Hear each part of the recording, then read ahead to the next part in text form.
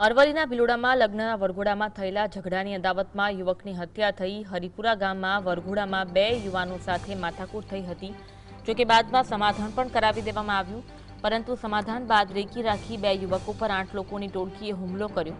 આ ટોળકીએ બંને યુવકો પર પથ્થરમારો કર્યો, જેમાં 18 વર્ષના હાર્દિક હોથા નામના યુવકની હત્યા થઈ, જ્યારે કે યોગેશ ડામોર નામના યુવકને ગંભીર ઇજાઓ પહોંચતા સારવાર માટે ખસેડાયો। હત્યાના બનાવને લઈ હરિપુરાને કાળી ડુંગરી ગામના 8 શખ્સો સામે ગુનો નોંધાયો છે। અદાવત રાખીને હુમલો કરવામાં આવ્યો હતો।